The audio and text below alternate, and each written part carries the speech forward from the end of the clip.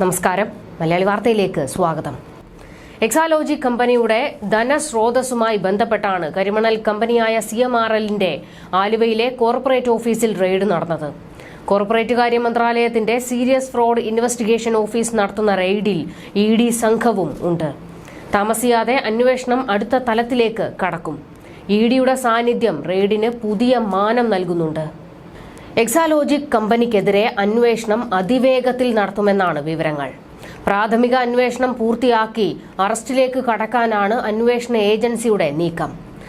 ഇടപാടുകളിൽ കള്ളക്കളി കണ്ടെത്തിയാൽ EDയും കേസെടുക്കും. ഇതോടെ പ്രതികളാകുന്നവരെല്ലാം അറസ്റ്റിലാകാനും സാധ്യതയുണ്ട്. അറസ്റ്റ് ചെയ്താലും ജാമ്യം കിട്ടില്ലെന്നുറപ്പിക്കാനുള്ള തെളിവുകൾ പ്രാഥമിക ഘട്ടത്തിൽ ശേഖരിക്കാനാണ് ശ്രമം. SFIO ഡെപ്യൂട്ടി ഡയറക്ടർ അരുൺ പ്രസാദിന്റെ നേതൃത്വത്തിലുള്ള സംഘമാണ് രാവിലെ 9 മുതൽ റെയ്ഡ് നടത്തിയത്.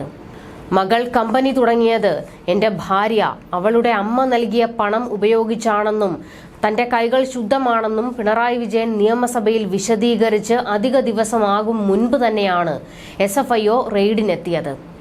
ഈ സാഹചര്യത്തിൽ വീണ വിജയന്റെ നിക്ഷേപ സ്രോതസ്സിലേക്ക് ED പരിശോധന നടത്തും. ബാങ്ക് അക്കൗണ്ടുകളും നിരീക്ഷിക്കും. പിണറായി പറഞ്ഞതുപോലൊരു സാമ്പത്തിക ഇടപെടൽ നടന്നോ എന്നാകും പരിശോധിക്കുക.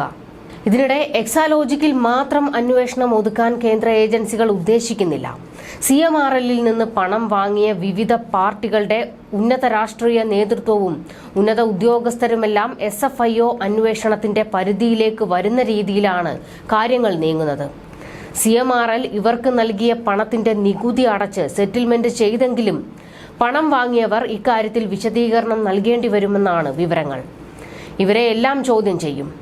മുഖ്യമന്ത്രി പിണറായി വിജയനെ സൂചിപ്പിക്കുന്ന PVയിലേക്കും അന്വേഷണം എത്തും. ഇതിനൊപ്പം രമേശ് ചെന്നിത്തല അടക്കമുള്ള നേതാക്കളെയും ചോദ്യം ചെയ്യുമെന്നാണ് വിവരങ്ങൾ. മാസപ്പടി വിവാദത്തിലെ അന്വേഷണം KSIDC നോമിനികളായി CMRL ബോർഡ് ഓഫ് ഡയറക്ടേഴ്സിൽ എത്തിയവരിലേക്കും ജോലിയിൽ നിന്ന് വിരമിച്ച ശേഷം CMRLന്റെ ബോർഡ് ഓഫ് ഡയറക്ടേഴ്സിൽ നിയമിതരായതിനെക്കുറിച്ചും കേന്ദ്ര കോർപ്പറേറ്റ് മന്ത്രാലയം അന്വേഷിക്കും. മുൻ ധനമന്ത്രി P ചിദംബരം പ്രതിയായ എയർസെൽ മാക്സിസ് കേസ് അന്വേഷിച്ച SFIO സംഘത്തലവനായ അരുൺ പ്രസാദിനാണ് എക്സാലോജിക് കേസിന്റെ അന്വേഷണത്തിന്റെയും നേതൃത്വം.